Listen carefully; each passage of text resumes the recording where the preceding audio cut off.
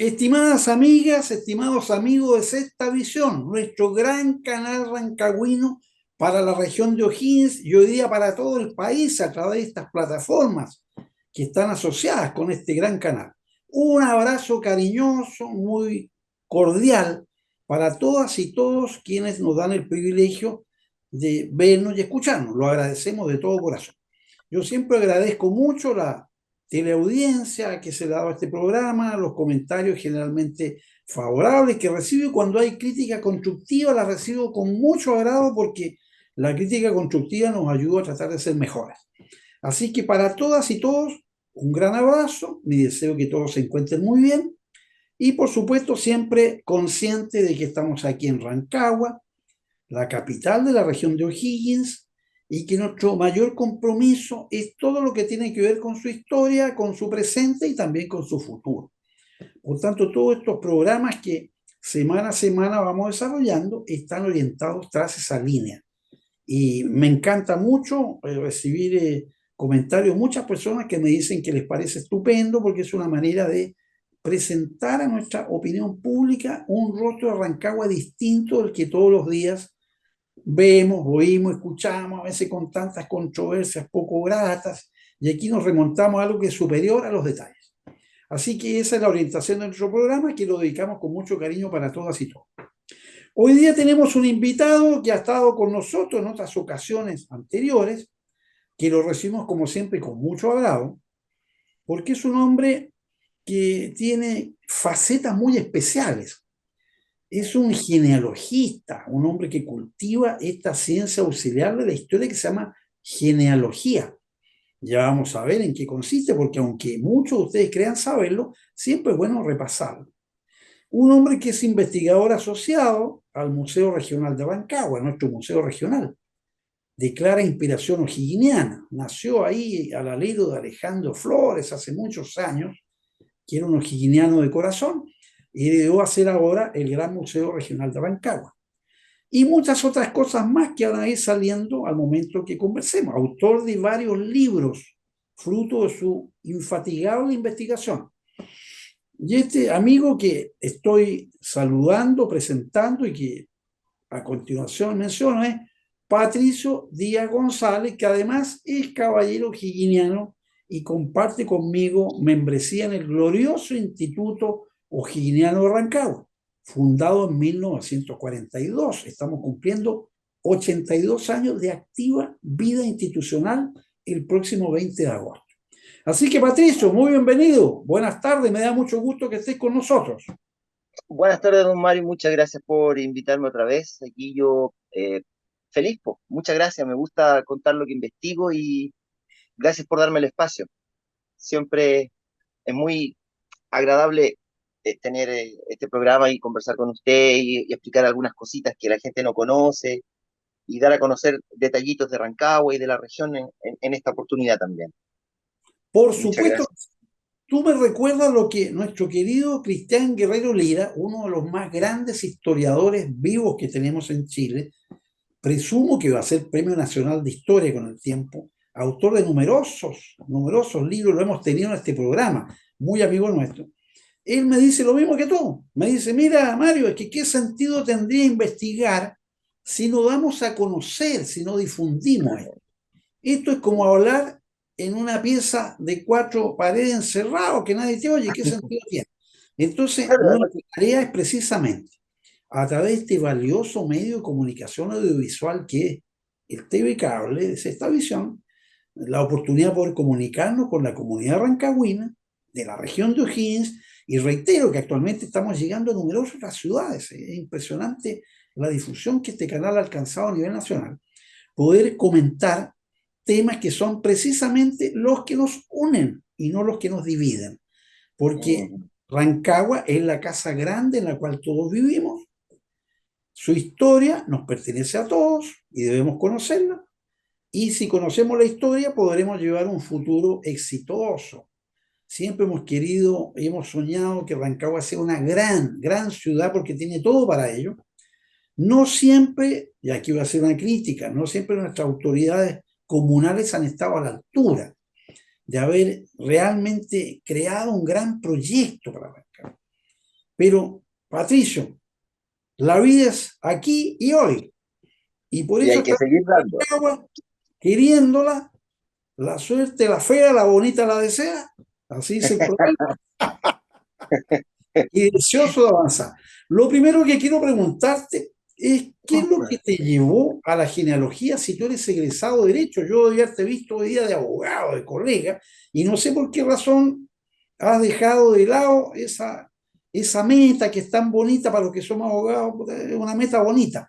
Pero esto de la genealogía me parece realmente notable, así que me gustaría que me dijeras cómo derivaste a la genealogía y que le expliques a nuestra querida teleaudiencia, ¿qué es la genealogía? Porque algunos piensan que la genealogía es preocuparse de los nobles, de los ricos, de los Eh, viejos eh, farsantes, y no es así.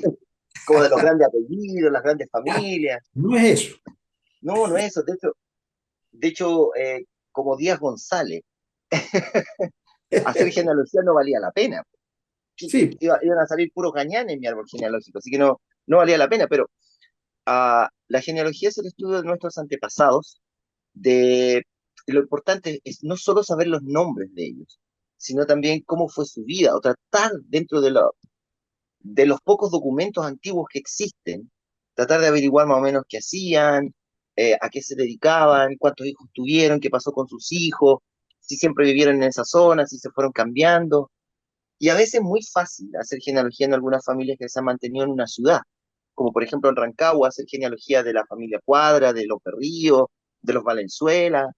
Es más o menos fácil porque son familias que han pertenecido al mismo sector por sí, siglos, por prosigue. siglos, pero por ejemplo hay familias que se cambiaron de lado y eso fue lo que a mí me generó el gustito, porque mi abuela Inés Fuente Alba, ella era hija ilegítima, porque nunca fue inscrita con el nombre de su papá en el certificado, pero ella sabía quién era su papá.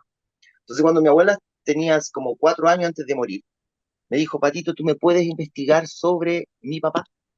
Y Correcto. yo empecé a investigar, le encontré sus antepasados y me quedé con el gustito. Claro, Porque, fue como porque, punto de partida, ¿eh? porque fue una experiencia como muy entretenida. Investigamos la familia que ellas venían, que era de la familia Pacheco Sils, de Coronel, Concepción, Lota, todo ese lado.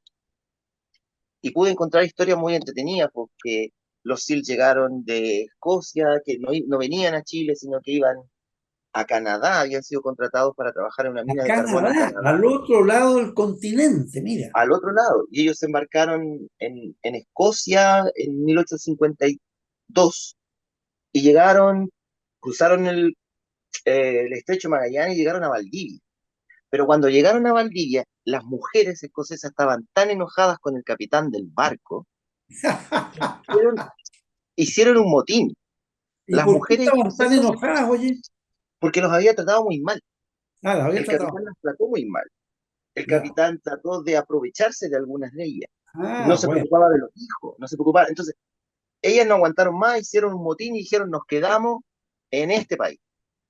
Y así llegaron los antepasados de mi abuela a Chile, por eh, por un enojo en un barco, por decirlo de alguna forma. Gracias a un capitán malévolo. Claro.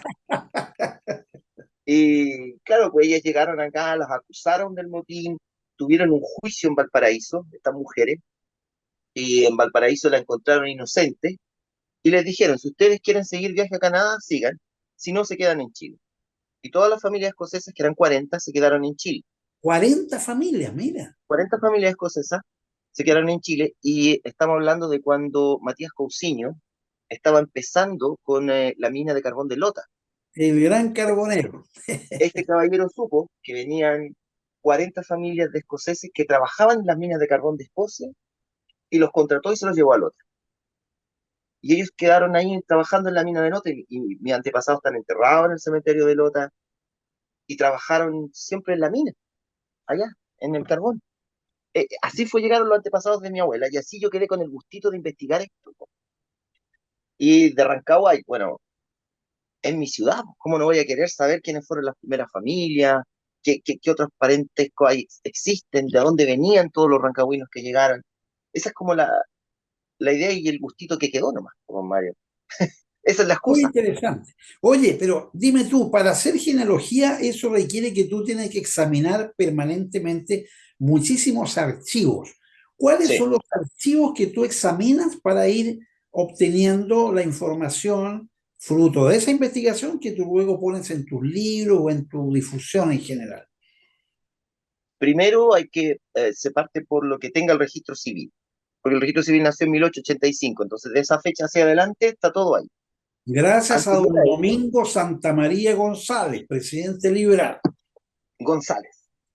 Bien, pariente tuyo, Domingo Santa María González, que dicen que es el presidente más inteligente que Chile ha tenido. La gente no lo conoce porque dicen que en Chile, país de historiadores, mentira. La gente no tiene idea, la historia cuesta mucho, por eso es bueno que hagamos esta difusión. Domingo Santa María era abogado e historiador. Y dicen que era un gran, y provocó una verdadera revolución. Acuérdate que creó las leyes del laicismo, cementerio general, ley regirse el matrimonio civil. Qué Claro, bueno recordarlo, qué bueno recordarlo. Bueno, y las ahí las entonces inscripciones de parte los tu hijos, investigación. las inscripciones de los hijos que llamados, entonces, el, Santa María organizó bien el formato del Chile nuevo, del Chile moderno. Sí, Y bueno, y Balmaceda estableció que creó más notaría, más colegios, más tribunales, más cortes de apelaciones. Fueron como dos gobiernos como muy productivos, en cierta forma, a mi manera Balmaceda de ver. tenía mucho dinero fruto del salitre y lo Claro, invirtió muy bien. Muy bien, el dejó viaducto del muchísimas Mayeco, obras, también presidente liberal. Dejó muchas obras, muchas obras. ¿sí? Mucho, el dique seco Talcahuano, el viaducto del Mayeco, mucho. Entonces vale la pena recordar estas cositas como Mario. Sí. Bueno, entonces tú investigas ahí, pero entiendo que también tú vas a los archivos Ah, parroquiales. sí, perdón, claro, perdón. ¿Existen Después, en toda la iglesia de la región existen archivos parroquiales? no, a ver, ah, en 1660, por ejemplo, nuestra región no tenía ninguna iglesia que llevara archivos parroquiales, ninguna. Bien, Ese año vino el obispo de Santiago, el señor Humansoro, y traía sus libritos bajo el brazo para dejarlos en Rancagua y en Chimbarongo, que eran las dos parroquias más grandes de esa zona. mira, o sea, Chimbarongo era importante en ese tiempo. Todavía no existía San Fernando, no había sido fundado, estamos hablando de 1660. Sí, Entonces, al siglo todas las siguiente, sí. aglomeraciones se iban a la parroquia de Chimbarongo, que son los dos que tienen los libros más antiguos, de 1660 en adelante. La gracia de Chimbarongo es que los tiene completos. No se le ha perdido, a lo más se le han perdido 8 hojas o 7. En cambio, Rancagua tiene varios vacíos. Hay 70 años de defunciones que no están, 40 70 años de años, ¿y qué matrimonio. pasó? La batalla de Rancagua, Ah, la batalla de Rancagua, ya. la batalla de Rancagua. Cuando los patriotas se quedaron sin elementos para cargar los cañones, empezaron a tomar los libros que estaban en la catedral. Entonces tienen que haberse quemado muchos libros de doctrina, devocionales, de sacramentos, y de hecho tomaron libros de matrimonio, de funciones, nacimiento, y los tiraron a los cañones. Entonces mucho de eso se perdió ahí. Pero el cura, inteligente de esa época, escondió los libros principales del Rancagua y los escondió dentro de las casas de la población, los separó por hoja. Ya, lo separó por hoja, ya. Entonces, pasado todo esto, pasados 5 o 6 años, empezó a recuperarlos. Claro, no recuperó todo, y de lo que él recuperó se formó un libro antiguo que se llama el libro de fragmentos en Rancagua. Y ahí tiene Bien, matrimonios, defunciones, bautizo. De hecho, incluso hay una pesquisa de un cacique de Aconcagua, que vino como en 1717 para buscar a su hija, porque su hija se había venido a Rancagua y supuestamente se había casado con alguien, pero no sabía con quién. Y está ese documento así como, estoy buscando a mi hija, por favor, me ayudan. estoy buscando a mi hija, mira qué pintoresco, ¿eh? Y esto en Oye, y dime una 1718. cosa, pero es fácil leer esos documentos porque eso lo No, escribieron los famosos pendolistas con la péndola, la pluma. sí, Y a no. veces, como está manuscrito, a veces la letra es bien complicada, pero no siempre es fácil de Mira, leer, ¿eh? hay, voy a ser sincero, he revisado muchos registros parroquiales de varias zonas de Chile, sobre todo Santiago, Rancagua, Talca, Biobío, para allá. Y ahí habían unos curas parroquiales que tenían una letra preciosa, que se entiende todo perfecto, muy, muy, muy redondita, muy bien hecha, Buena caligrafía, ¿eh? muy linda, y buen vocabulario aparte, tenían un muy vocabulario para escribir algunos. Y hay otros que unas letras como casi de doctor, no se Sí, entiende nada, pero nada, hay letras de 1600 que uno mira y dice, ¿qué dice aquí? ¿cómo leo esto? Claro. De hecho, de hecho acompañé algunas fotos para que ustedes las puedan mostrar, en donde hay, se ve la letra, y estamos hablando de 1813 nomás, o sea, ayer, por decirlo así, en donde se ve una letra muy complicada de leer, pero que se alcanza a entender. Lo otro complicado que tienen esas inscripciones es que usaban muchos apóstrofes. Entonces, Apóstol, el J, en vez de José colocaban una J y una O. En vez de Josefa, una J y una A. En vez de Manuel, una M y una L, por ejemplo. claro. Y eso complica un poco, Sí, porque uno no sabe en realidad, hay que tener un ojo ya un poco maestrado para entenderlo. Pero hay de todo. hay de todo. Bueno, pero todo eso es parte del desafío. Bueno, tú has escrito varios libros y si los tienes a la mano me gustaría, Patricio, si te apetece que los mostraras en pantalla, porque yo quiero que nuestras amigas y amigos de Sexta Visión y de este programa, conversando con su amigo Mario Barrientos Osa, puedan tomar nota y conocimiento de este investigador que tenemos en este momento en el programa, que lleva muchos años investigando, que ha tenido una creación sumamente productiva y a la vez muy atractiva y muy novedosa. Y muestra los libros si los tiene a mano. Encantado. Mire, tengo este, que fue el A ver, primero que me publicaron. ¿Se ven bien? Diócesis de Rancagua, 1541-1800. Desarrollo histórico de su parroquia. Así alcanzo a leer. Se ve Sí, estupendo. Este, el este primer tiene libro, ¿de cuándo es? de 2016, 2016, ya. julio del 2016. Fue la Fundación Santa Cruz con un convenio con una cooperación iberoamericana de España. Publicaron este libro y a mí me encargaron la investigación de las parroquias más antiguas de la región. Bien. Ubicamos las 13 parroquias que tenían documentos anteriores a 1800.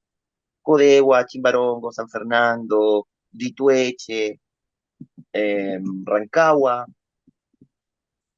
Peumo, Coinco, Huacarhue, que son cosas antiguas. Entonces investigo cómo se desarrollaron sus parroquias y aparte le agregué dos datos como que sirven para los genealogistas, que fue la existencia de los libros parroquiales. O sea, en Chimbarongo hay libros de bautizo desde tal fecha, en Pichilegua hay libros de matrimonio desde tal fecha, eso está agregado, y la lista de todos los curas de esas parroquias hasta 1800. Por ejemplo, mire, esa es la lista de los curas de Chimbarongo. Están las nóminas ahí, claro. Claro, puras nóminas. Ese es uno. Este que está un poco maltrecho Un poco más, es sí. es la segunda edición del libro de Crónicas de Rancagua. Rancagua, dice. Relatos de una ciudad histórica. Claro, este ha tenido dos ediciones. Una oficial que usted se acuerda que estuvo en la iglesia de la Merced en el 2019 cuando Estuvo en hicimos el la lanzamiento. presentación del libro, sí. Esta fue, es como la Y segunda compramos edición el ejemplar, por supuesto, como corresponde. y se lo agradezco. Y es muy probable que ahora en julio, junio, julio, podamos establecer una tercera edición con ilustraciones ya un poco más bonitas, Con ilustraciones, ya. más Subimos un desarrolladas. peldaño. ¿Y Sí, quién hace las subimos un pasito. ilustraciones? Las ilustraciones la hizo un artista de la zona también. Se encargaba la editorial Tipaume, que es la que lo va a ¿Ya? lanzar, se encargó de contratar a un ilustrador y ellos hicieron todo muy bonito. Entonces va a tener una tapa bonita, ilustraciones bonitas y está corregido, ampliado. Le tiré, saqué los errores que estaban impresos, cambié algunas cosas, pero el libro queda en su esencia, sigue siendo el mismo, las Sigue mismas siendo el 60 mismo. ramitas, claro, con algunas, pero lo bueno es que tiene ilustración, así que se ve bonito. Pero es mucho más atractivo aún. Claro, claro. El otro que tengo es de las familias fundadoras de Rancagua, o de la Ese Villa Santa Cruz de es un libro impresionante por la cantidad de información que tiene y que cuando uno comienza a ver, uno dice, Dios mío, ¿cuántos años de trabajo habrá aquí? Porque es una información muy de detalle. Y lo tienes ahí a la mano porque ese también lo compré con mucho agrado. No lo tengo aquí, pero es una Ya, portada verde, chiquitito, sí, del mismo tamaño, y dice Vecinos Fundadores. Son 3 tomos, son más o menos listo. 600, entre 600 y 700 páginas, en donde nosotros tomamos todas las familias que llegaron a la fundación de Rancagua en 1743, la ordenamos cuadra por cuadra, definimos a qué se dedicaban, sus hijos, sus nietos, y en algunos casos sus bisnietos y tataranietos, depende de la familia. Entonces está todo el damero, todas las chacras que rodeaban la ciudad, y está el pueblo natural. Pueblo Nacional. Terminamos, terminamos con el censo de 1788 y ordenamos a todos los 4.000 personas que aparecen en ese censo, están ordenados familia por familia, cuadra por cuadra en ese Esa libro. era la población de Rancagua en ese año. 4.000 Claro, personas. 4.000 personas. Pero mil Rancagua abarcaba setecientos más, ochenta y ocho me dijiste. 1788, sí, 45 años después de su fundación. claro. Cuatro Pero mil personas. No deja no de subió ser mucho, 4.000 personas en esos años, era un buen número, ¿ah? claro, pero abarcaba poblados cercanos, Ah, Machalí, Doñihue, ya, ya. Codegua. Entonces, un poco la población Era el netamente partido de de Rancagua, Rancagua. claro, la población netamente de Rancagua baja un poco el número. De hecho, Claro, en 1813 se estima que en Rancagua vivían algo así como 3.700 personas. ya, bien. Ese fue el primer censo que tuvimos como república, el de Bueno, pues, 1813. víspera de la batalla, o sea, el tiempo de la batalla estábamos bordeando los 4.000. Estábamos bordeando los 4.000. Bueno, Aparte, la revista de estudios históricos, que es esta, que pertenece genealogía de familias chilenas. claro, es del el Instituto Chileno de Investigaciones Genealógicas, que forma parte del Instituto de Historia, de la Academia de Historia. Ellos han publicado 3 investigaciones mías, Bien, una sobre un censo de extranjeros de 1720, una sobre el primer volumen notariales de Chillán, estamos hablando 1805, porque Chillán también se quemó muchas veces, también perdieron mucha información. Y la última publicación que ellos hicieron fue sobre la familia, se me olvidó, Quintana, sobre la familia Quintana, donde yo desarrollé una línea de los Quintana que aparecen en Chillán en 1700 y que termina con la familia Quintana asentada en Rancagua. bien, De esa rama me encargué yo y también lo publicaron en el instituto. en el instituto. Eh, y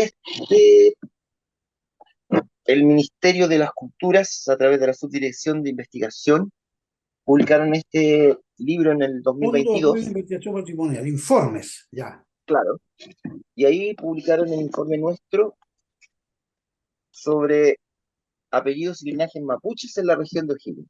Bueno, ¿Ya? sobre eso vamos a conversar más en detalle, por supuesto, Esa es la idea. porque ese es un tema novedoso también. Sí, de hecho para ellos también fue novedoso porque esperaban un resultado un poco diferente, pero Bien. Bueno, pero lo que yo quiero comentarle a mis amigas y amigos de Sexta Visión y de este programa Conversando con su amigo Mario Barrientos Rosa, es que, volviendo a lo que dije unos pocos minutos atrás, me parece muy interesante esta creación tuya orientada a lo que yo llamo la historia social, ¿no es cierto? Porque la historia tradicional siempre está revestida de grandes nombres, de sí, grandes personajes que muchos no lo merecen, no lo merecen, son leyendas. Está llena de hechos de armas y los hechos de la paz aparecen olvidados. Hay mucho de rimbombo, pero la historia la escribimos los seres humanos, sea individualmente, sea como conglomerado social, todos los días de Dios. Y resulta claro, que el grueso de la historia, la verdadera historia, que es lo que llamamos la historia social, es precisamente expresar por escrito, con hechos fundados, acreditados, con los documentos y monumentos que se exigen para esto, la vida de estos conglomerados que son la base de la República, la base de nuestra sociedad y que quedan olvidadas. Por ejemplo, aquí en Rancagua parece que poca gente, según lo que yo he aprendido conversando con tantas personas que converso, poca gente tiene claro que aquí en Rancagua hubo esclavos, por ejemplo, ¿no es cierto? Claro. Mucho me gustaría que tú nos hicieras un pequeño comentario, ¿no es cierto? Que, oye, hubo esclavos en Rancagua, aunque usted a lo mejor no lo sabía o no se lo esperaba, hubo esclavos, había personeros de esta ciudad que eran dueños de seres humanos en calidad de esclavos. Y mire lo que significa eso, ser dueño de seres humanos. E incluso en un momento dado tú relataste, y me pareció muy atractivo, la historia de María Pinto, ¿no? Sí, Viendo que era María, una esclava que estaba embarazada para la batalla de Rancagua. Mira, me gustaría que nos recordaras brevemente eso por una anécdota muy bonita. Y sí, creo que son cosas de la vida de Rancagua desconocidas. Aquí no queremos hablar de los grandes próceres, ni no, no, no, no, no. Vamos al pueblo, pueblo. se Cuéntanos sobre llamaba, se llamaba María Mercedes Pinto Yayauquén. María Mercedes Pinto Yayauquén. Ya. Yayauquén. Descendía de los caciques Mauro por parte de los Yayauquén, y por los Pintos descendía también de los Leví o Guaglén. Ella tenía De la antepasados, familia Guarlén, ya. sí, también tenía, y ella tenía 24 años más o menos para la batalla de Rancagua, y estaba eh, embarazada de 8 meses y medio el día de la batalla, Ya a punto de parir. a punto de parir. Y bueno, según cuentan las historias, se supone que ella debió haber buscado refugio en las iglesias, en una de las iglesias, ya sea en la Merced, para protegerse durante la batalla. Y de hecho, el hijo de ella nace el 15 de octubre, acá en Rancagua, Dos y lo semanas de la bautizan, batalla. y lo bautizan el 19. Ahora, dentro de las historias que se dan en la batalla, se conoce que muchas mujeres que estaban embarazadas durante la batalla terminaron abortando por la presión del ambiente. Claro que Pero sí. Mercedes Pinto mantuvo su hijo, el hijo nació, lo bautizaron el 19, y después ella se casa con el papá del hijo y se van de Rancagua. Y Terminan se van su vida, termina su vida en Santiago, pero ya Mira, no como esclavos, es una sino historia como muy bonita. hombres libres. Es una historia muy bonita y esa historia social. Bueno, mi estimado Patricio, estimadas amigas y amigos, vamos a hacer un pequeño alto, un intermedio. Nos vamos por algunos escasos minutos y regresamos enseguida. Así que apenas regresemos, retomamos el hilo de esta amable conversación.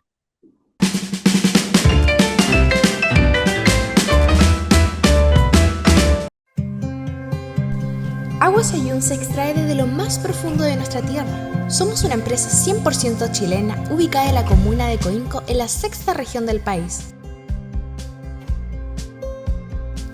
Nuestra agua se extrae desde las profundidades de nuestra tierra.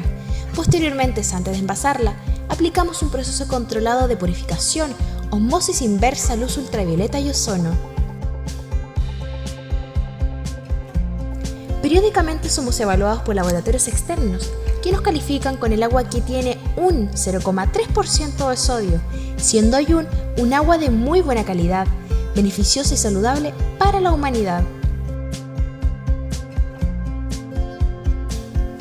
En junio de 2019 recibimos un premio de categoría de oro por su labor y calidad, otorgado por un Instituto de Calidad Internacional Mont Selection. Es por todo lo anterior que invitamos a todos a disfrutar de la mejor agua de Chile. Agua Sayún, más vida, más salud.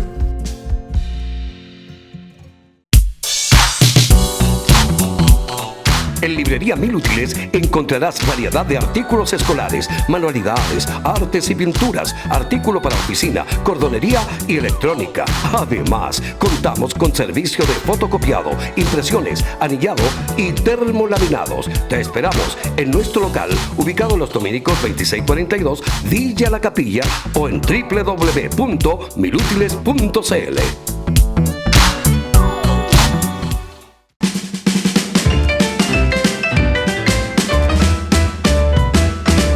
Mis queridas amigas, mis queridos amigos de Sexta Visión, aquí de su programa Conversando con su amigo Mario Barrientos Osa, ya estamos de regreso. Estamos, por supuesto, conversando, que es el objeto de este programa, con nuestro estimado amigo, don Patricio Díaz González, genealogista, investigador asociado al Museo Regional de Rancagua, y estamos hablando sobre sus investigaciones y las publicaciones que ha hecho en lo que yo llamo la historia social de Rancagua. Lo considero realmente algo novedoso, renovador, porque es una historia social objetiva, toda comprobada con los respectivos medios de prueba, sin ideologismos, sin cacareos, a los cuales nos tienen acostumbrados muchos malos políticos, a valerse de cosas que no tienen por qué valerse de ellas, a veces por ignorancia. Recordemos el proverbio que dice que la ignorancia es siempre insolente. La gente insolente suele ser normalmente muy ignorante.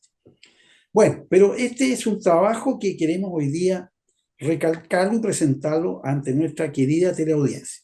Pero antes de seguir con la conversación con Patricio, como Patricio y yo somos o'higginianos los dos, yo soy el más antiguo de los miembros del Instituto O'Higginiano Rancagua.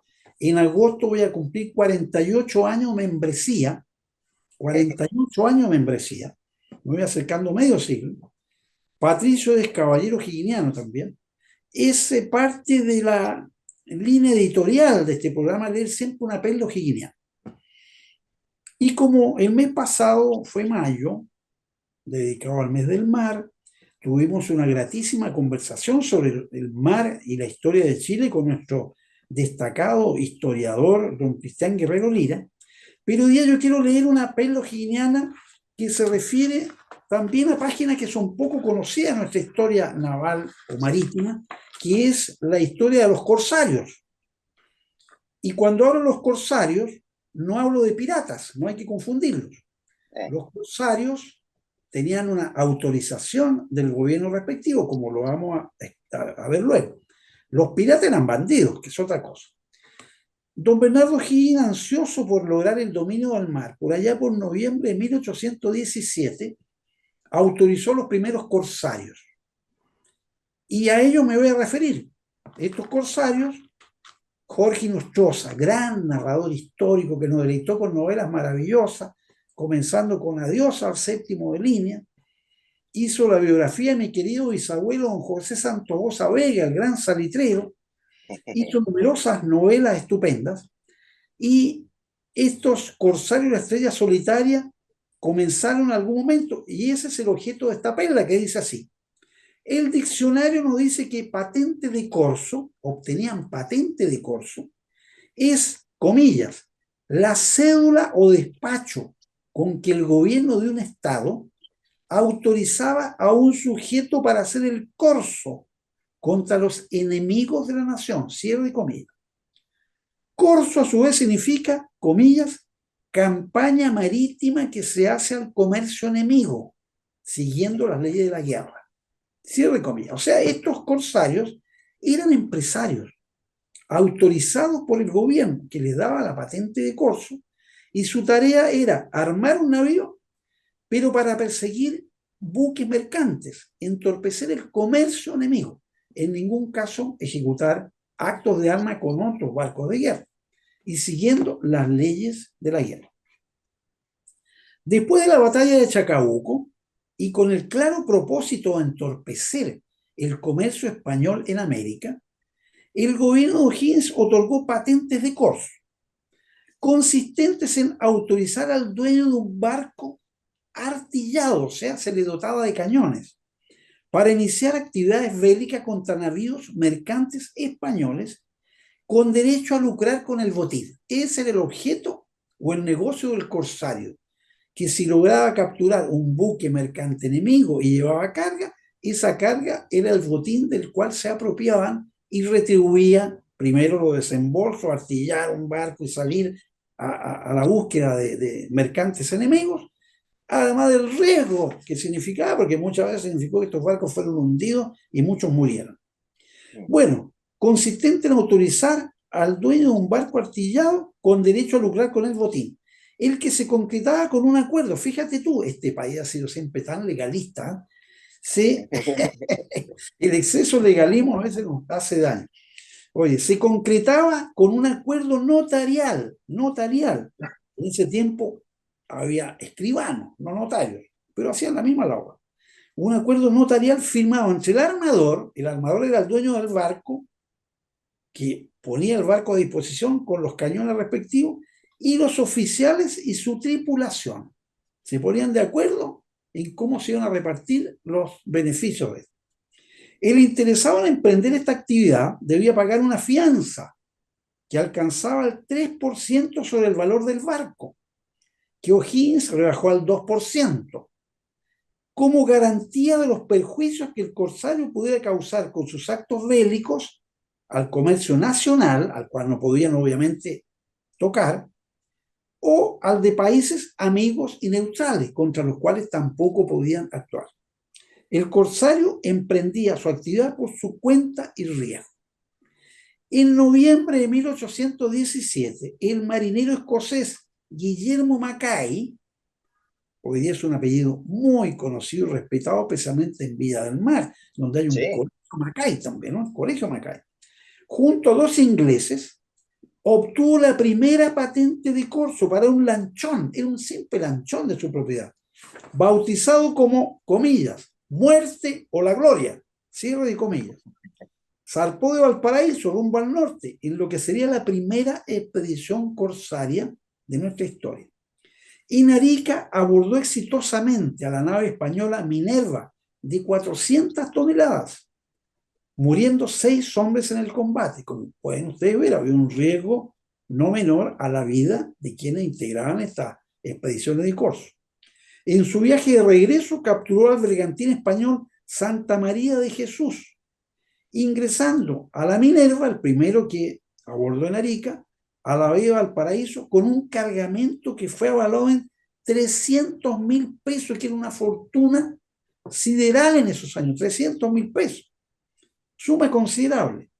La Santa María de Jesús, la segunda nave conquistada, la dejó en Coquimbo. Hemos querido destacar una parte poco difundida en nuestra historia naval, en que coetáneamente con la formación de la primera escuadra nacional, un grupo de aventureros recorrió los mares por su cuenta, con patente de corso, estropeando el comercio español en América. Fueron los primeros corsarios de la Estrella Solitaria, como lo llamó el inolvidable Jorge Nostroza en una de sus celebradas novelas históricas.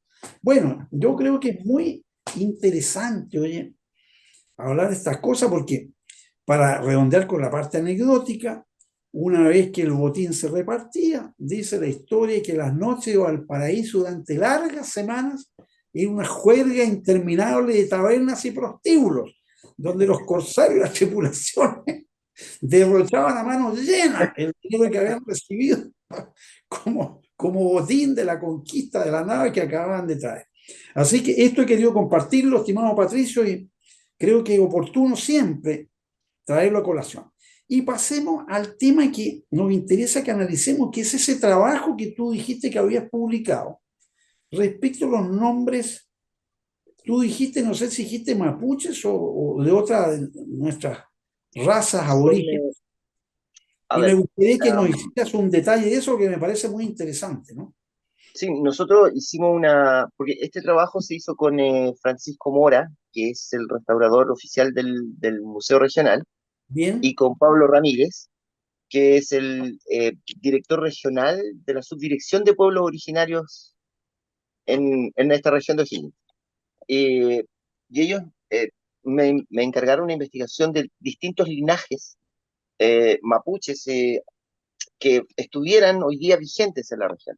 Entonces empezamos a buscar primero en 1700, 1600 los documentos que habían, qué familias indígenas existían en esta zona. Por lo menos encontramos unos 60, 65 grupos familiares con apellidos indígenas en ese tiempo, pero no todos dejaron descendencia, o a lo menos no dejaron descendencia con el mismo apellido. bien, Porque los indígenas no usaban un apellido como lo usaban los españoles, ¿ya? Cada apellido que ellos usaban tenían una representación diferente de acuerdo a la naturaleza o a su propia historia de vida, que tomaban algún apellido y lo usaban como, qué sé yo, la- el, ojos de tigre o puma, el puma de la zona, más o menos, de ese tipo eran sus apellidos que se transformaban. Y hay algunos que españolizaron sus apellidos. Entonces, por ejemplo, nosotros tenemos en Chimbarongo caciques de apellido Gatica, Gatita, bien. muy extraño, porque eran, pero tienen que haber adoptado el apellido de algún, de su dueño, del dueño de la encomienda en la que trabajaban, alguna forma. Nosotros destacamos 4 zonas en la región. La primera zona es Rancagua, incluyendo Codegua, Granero, Mostazal, Doñihue y Machalí. Y ahí nosotros encontramos dentro de las familias principales a los Mauros, que nosotros hemos hablado muchas veces de los Mauros, Sí, bien, ¿ya? sí. Y lo bueno es que en este periodo de investigación encontramos una rama que nos permite encontrar, perdón, nos permite definir que hay descendientes del apellido Mauro en Rancagua, en Machalí y en Codegua, ¿ya? Aún vigentes y que tienen su línea genealógica hasta 1700 fácilmente detallable, sin ningún problema y que descienden de Juan Manuel Mauro, perdón, Juan Miguel Mauro, que fuera el que estaba, el cacique que estaba cuando se fundó la ciudad de Rancagua, o en el caso de los ríos. En la zona de Chimbarongo y San Fernando, que involucraba Chimbarongo, Pelequén, Paredones, Pumanque, Lolol, Peralillo, Palmilla, Nancagua, Chépica, todas esas zonas de esa región, encontramos familias indígenas solamente, estoy hablando antes de 1700, en Chimbarongo. Y ahí es donde aparece la familia Gatica. Aunque en Chimbarongo habían de apellido Quinchamalí, Cusco y Luna. El Quinchamalí se perdió, pero era un apellido muy entretenido, él era cacique de Bichuquén, se llamaba Antonio Quinchamalí, y se casó en 1690 con una indígena también, pero no sabemos qué pasó con él. No hay ninguna presentación No hay, posterior en la zona. no hay noticia de su descendencia, ¿no? No. Y los Gatica, por ejemplo, en Chimbarongo fue una familia fundada por Juan Gatica, que venía de Tucapel, de allá del sur, con el Bastante apellido. lejos, bastante Sí. lejos. Y él se casó en 1718 con María Garrido Isami, ¿ya? Que no era española, era también indígena, pero era hija natural. Y ahí hay algunos hijos que nos permitieron llegar con la vía de los Gatica hasta 1825, 100 años después, en donde su descendiente se llamaba Juan Gatica Millán, que se casó con María Valenzuela Pérez, y es probable que de esa rama sí exista descendencia hoy día. Bien. Otra familia son los Zapata, también en Chimbarongo. Chimbarongo tenía esa cosa rara Muchas ramas vienen de Chimbarongo, por lo que veo. claro, Y en la zona, pero las principales ramas indígenas, caciques en Chimbarongo, San Fernando y esas, son la familia Chapa y la familia Yanca, o Yanquén. Ya, como no hay una rigidez en la forma en cómo se transmite el apellido en las familias indígenas en ese tiempo, el apellido Yanca nosotros lo encontramos como Yanca, Yanquén, Ñanque, Ñantui, incluso. sí, Y de hecho en Rancagua hay muchos Ñantui, en 1700, muchos de ellos esclavos, muchos de ellos indígenas. Y ellos también dejaron a algunos descendientes hasta el día de hoy con apellido Yanca en esa zona. Pero hay una zona muy entretenida, que es la parte de Peumo, ¿ya? Donde aparece una familia que tampoco era de acá, no era original de acá, sino que era original de Repocura. Ya estoy hablando de la ¿de familia dónde, Petileo, perdón? No te escuché de bien. Repocura. Re, Repocura, Repocu, ya. Repocura. Mire, Repocura es una plaza fundada por el presidente Barrabás Meneses. ¿Se acuerda de Barrabás Meneses? El famoso gobernador. ¿Qué personaje aquello, ya? Inolvidables, inolvidables. Él tiene su historia propia. Yo creo que algún día debemos hacer un programa sobre esos viejos presidentes coloniales que fueron notables, güey. Notables, había unos bandidos maravillosos. Sí, pero Barrabás Meneses tiene su propia historia y su propia descendencia. Y hay que recordar que antepasado de Diego Portales, Sí, lo que pues, explica un ni más ni poco. menos. Bueno, Repocura fue fundado en 1600 como un fuerte, en 1666, y después fue simplemente una misión que la mantenían los jesuitas. Catrileo, que fue el primero que llegó desde Repocura hasta Peumo, llegó antes de 1700, En 1710 él ya era cacique. Ahora, Repocura hoy día es la comuna de Cholchol, Ah, ¿ya? corresponde a Chol, ya. Corresponde a Cholchol. Y él llegó a la zona antes de 1710, que estaba casado con una señora que se llamaba Mercedes Naranjo, y dejaron hijos, eh, Catrileo Naranjo. Su hijo, José Catrileo, era cacique en 1746 y estaba casado con una señora que se llamaba María Chirinos, que también era indígena, en este caso. Su hijo, bueno, ellos tuvieron, le encontré dos hijos de ellos. Uno se llamaba Cipriano Catrileo Chirinos, ¿ya? Él fue cacique de Peumo más o menos entre 1768 a 1772, más o menos. Y Bien, estaba casado con una señora que se llamaba Josefa Pérez. El punto es que este Cipriano había establecido una pelea, un pleito en la Real Audiencia sobre la existencia y la propiedad de unas tierras que eran de su pueblo, de, de su familia. Y la Real Audiencia estimó que no eran tal, las tierras no eran tal, así que quedó todo tal cual. Pero cuando bien. este Cipriano murió, su viuda, Josefa Pérez, asumió como la cacica viuda, ¿ya? Y bajo ese concepto y bajo ese nombre gobernó por lo menos 20 años la zona, Mira, la cacica viuda, ¿eh? la Bien. cacica viuda. Y de hecho ella, por allá por 1775, volvió a pelear las mismas tierras.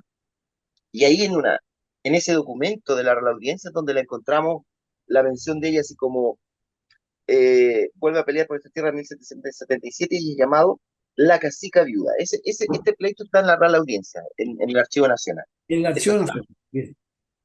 eso se puede encontrar fácilmente.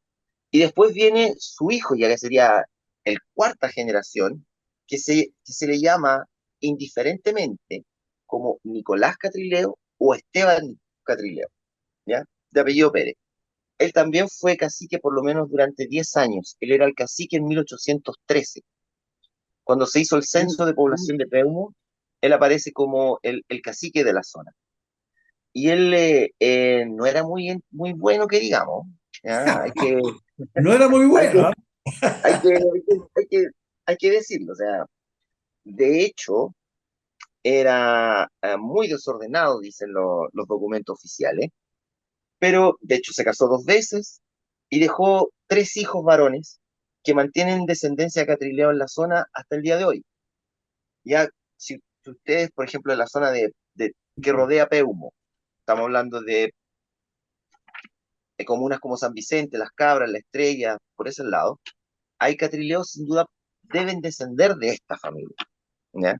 Sus tres hijos varones, uno se llamaba Bruno y dejó descendencia Catrileo Zúñiga, otro se llamaba Martín y dejó familia Catrileo Venegas, y el otro se llamaba Mauricio, que se casó dos veces también, igual que el papá, con hijos Catrileo Núñez y Catrileo Castro. O sea, pudimos investigar cinco generaciones de la familia, 5 generaciones completas. completas Bien. de la familia Catrileo, donde identificamos cinco caciques, incluyendo a la cacica viuda, y ellos tienen descendencia hasta hoy día. O sea, es una rama muy interesante, porque Catrileo hay muchos todavía en la zona. Mire, con bonito antepasado, bonito antepasado. Sí, con una historia muy entretenida. Y quiero dejarle para que revisemos una de las más importantes familias de caciques de la zona, de la cual tenemos siete generaciones estudiadas, y que 7. estamos hablando de los caciques de Copequén, Ah, muy bien. ¿ya?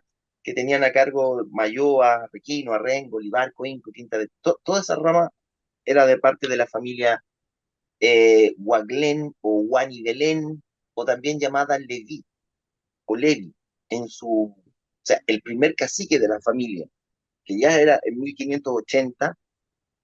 No pudimos encontrar el nombre, pero sí encontramos que le llamaban el cacique Leví. Y su Bien, hijo, que tuvo dos hijos varones, eran Levi Hueñilén, el primero, y Levi Wem, el segundo. Por eso no hay una constancia en los apellidos.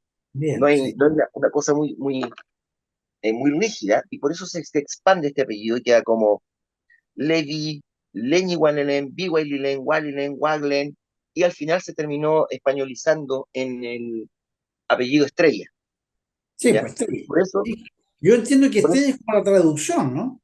claro, claro, La traducción de Guaglén es estrella, ¿no sé? Por eso habla de Estrella, Tomás Guaglén de las estrellas, ¿no sé? exacto. Algunas veces se le llama como Tomás Huaglen, algunas veces se le llama como Tomás de las Estrellas, Sí, depende del documento que se esté revisando. exactamente, sí. Y esta historia tiene muy entretenida porque hay varias peleas con la gente en Mayoa, así que cuando usted quiera partimos, don Mario. Si quiere podemos hacer Patricio, un... vamos a tener que dejarlo para otro programa, porque nuestra querida directora, doña María José, me dice que ya se nos acaba el Vamos. tiempo y tenemos que entrar a poner término al programa. Pero bueno, podremos continuarlo en fecha próxima, porque aquí hay mucho, mucho que contar y mucho paño Sin que duda. relatar y qué sé yo, ¿no es cierto? Cosa que así. Sí, Quedan escasos 3 minutos y dentro de estos 3 minutos me voy a permitir cerrar el programa en tu presencia, como siempre presentando esta horita que es una de mis joyitas que yo quiero mucho, que es mi libro Teodicea, que es un libro de poemas en que yo he querido traducir las fórmulas o las distintas concepciones físicas del universo a unos poemas. Y esto es un tema cortito que voy a leer porque estoy imaginando que el alma es como el espacio-tiempo. Tiene exactamente las mismas características. Dice así: el alma se expande eternamente como el espacio y el tiempo. Ha existido siempre, desde el soplo ignoto. Está en ella el universo entero, el bien y el mal, y también tus ojos. Cada segundo que vivimos la explosión perdura, ardiente, refulge entre fuegos y truenos, entre ángeles y demonios. Ha morado las dimensiones siderales, vio nacer las primeras constelaciones, presenció la primera luz divina y la caída de los ángeles rebeldes. Junto con Adán y Eva, soportó el látigo de fuego. Por eso sufre, llora, no tiene paz. No hay camino de regreso. Es una, es una imaginación desde lo universal a lo que es el alma de cada uno de nosotros. Bueno, se nos acabó el tiempo, entonces yo quiero despedirme muy cariñosamente de ti, estimado Patricio, agradecerte tu presencia en este programa, que nos hayas acompañado, que podamos haber escuchado toda esta valiosísima información que tú has ido extrayendo de los distintos archivos, poniéndolo en tus libros y hacer esta labor de difusión, porque Rancagua realmente tiene un tremendo historial y ese historial está ignorado. Nos quedamos con la batalla de Rancagua y ahí nos agotamos. Y sí, resulta no, que la muy, batalla de Rancagua, si bien fue relevante, fue un hecho entre tantos. Pero esta historia social de la ciudad es lo que yo quiero difundir de todo corazón. De tal modo que te dejo formalmente invitado para una próxima oportunidad. Y ahora me despido cariñosamente de ti y te dejo 30 segundos para que te despidas nuestras amigas y amigos de esta visión. don Mario, muchas gracias por la invitación, muchas gracias por ver el programa a la gente, gracias por su interés también, gracias por querer aprender sobre la historia. No tengan duda, o sea, siempre vamos a tener alguna historia nuevita, algún detalle entretenido que contar. Y los libros, tanto el de don Mario, que mostró el de la Teodicea, como el de Rancagua, están a la venta en el Paseo Estado, en la librería al lado del museo, que queda al lado del museo. Muy bien. Muy, muy, Muchas muy gracias, humilde usted estimado por tanto. Patricio, ¿eh? Muchas No, gracias gracias a por... usted, don Mario, encantado, saludos a Sexta Visión, muchas gracias. Gracias a ti. Y me despido cariñosamente, mis amigas y amigos de esta visión. Un gran abrazo virtual de su amigo Mario Barrientos Osa, que está siempre complacido de poder comunicarse con ustedes a través de este valioso medio de comunicación audiovisual. Y espero que, como siempre, estos programas que con mucho cariño elaboramos y les dedicamos, ojalá haya servido para difundir algo de nuestra rica historia rancagüina que debemos mantener viva, apreciarla y tenerla presente día a día. Bueno, hasta la próxima. Será hasta la semana venidera. Un gran abrazo.